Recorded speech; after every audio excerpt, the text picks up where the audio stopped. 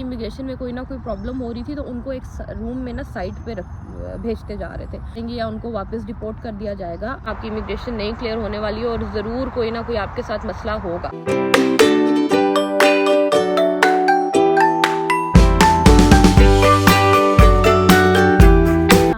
Welcome back to my channel, welcome back to a new video. So आज की video में आप लोगों के साथ में अपना इमिग्रेशन एक्सपीरियंस शेयर करूंगी।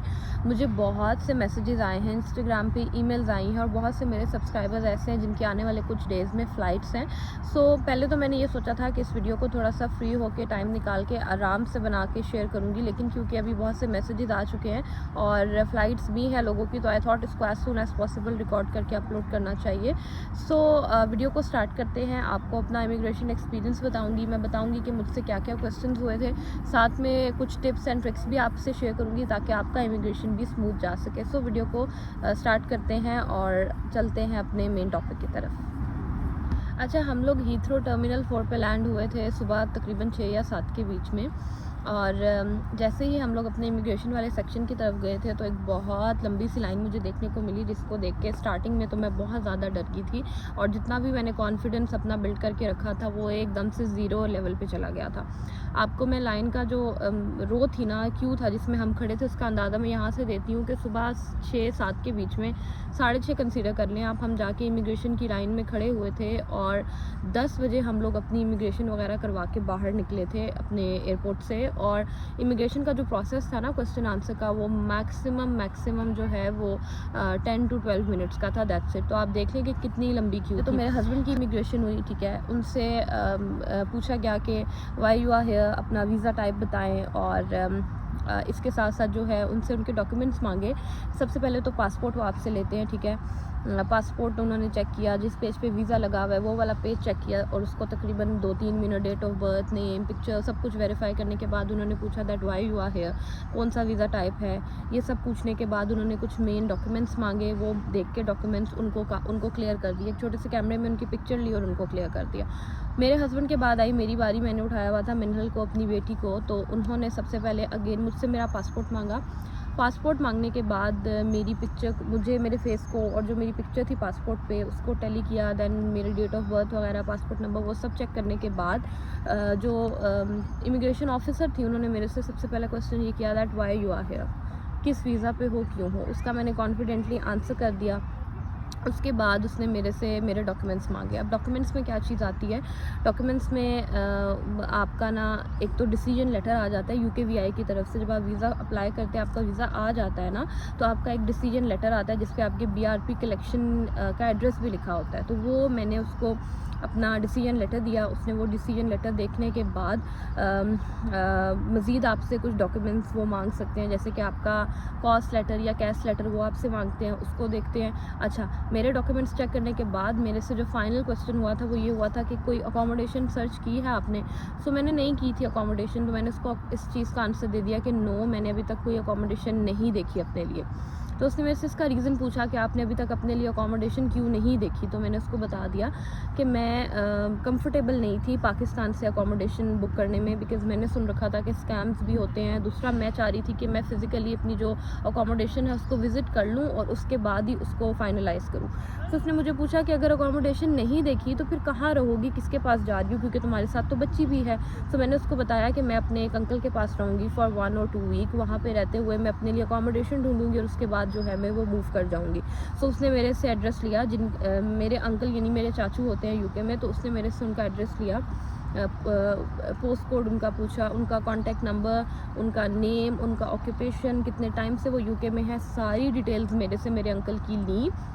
और वो मुझे क्योंकि पहले से आइडिया था कि वो मेरे से इस बारे में क्वेश्चन कर सकती है कि किसके पास जा रही हो, तो मैंने पहले से ही अपने अंकल से सारी डिटेल्स लेके अपने एक मोबाइल में नोट बना के रख लिया था। जैसे ही इमिग्रेशन ऑफिसर ने मेरे से पूछा, मैंने वो सारी की सारी डिटेल्स जो हैं उसके साथ शेयर कर दी।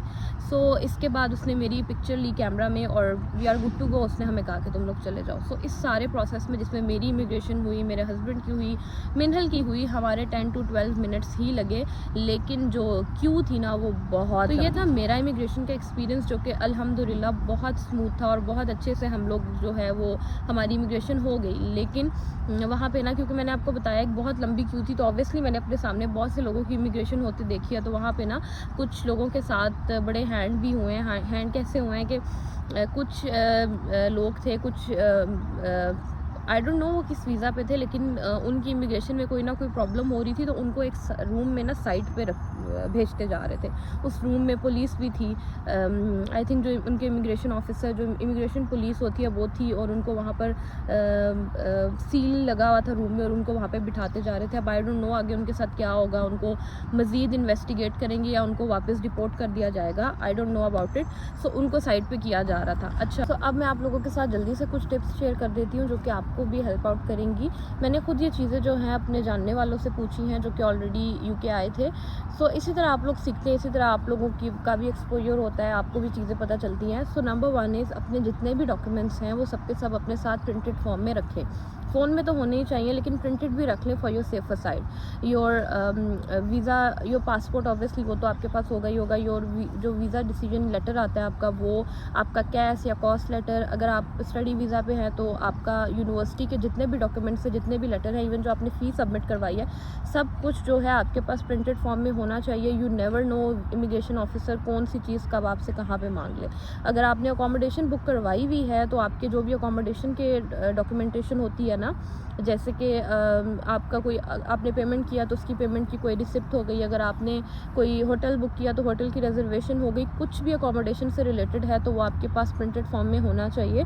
लेकिन अगर आपने अकोमोडेशन बुक नहीं करवाई और आप अपने किसी रिलेटिव के पास यहाँ यूके में आ रहे हैं, तो मेक श्योर कि आपके पास उन रिलेटिव की सारी डिटेल्स हो, जैसे कि उनका नेम, ऑक्यूपेशन, जैसे कि उनका नेम, उनका address, post code, occupation, UK में कब से हैं, लाइक सारी की सारी डिटेल्स आपके पास उनकी होनी चाहिए। और अगर वो आपसे पूछे तो आप उनको वो डिटेल्स प्रोवाइड कर सकें।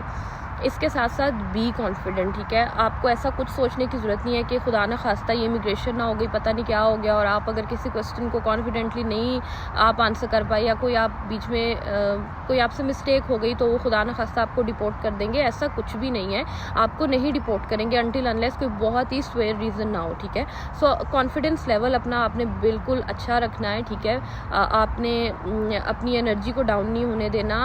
कोई ऐसी रॉकेट साइंस नहीं है। कुछ लोग हैं वो ये भी कहते हैं कि जी एक्सेंट भी अगर आपका ख़राब होगा तो भी आपके लिए मसला है। ऐसा कुछ भी नहीं है, आपको बस बेसिक इंग्लिश बोलनी आनी चाहिए, दैट्स इट।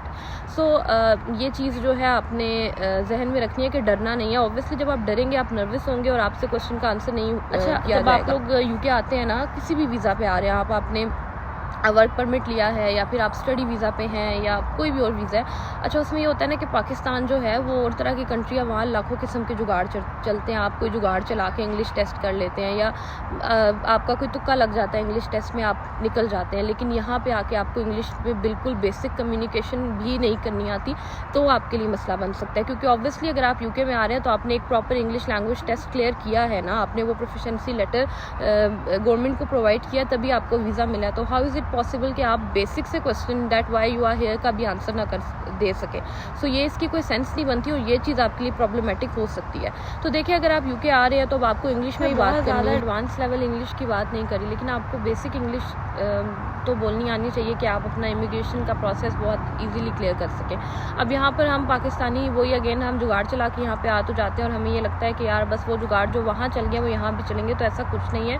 यहाँ पर हर चीज़ सिस्टमेटिकली होती है, ठीक है। सो अगर आपको नॉर्मल सी भी इंग्लिश बोलनी आती है ना, तो ही आप यूके आएँ।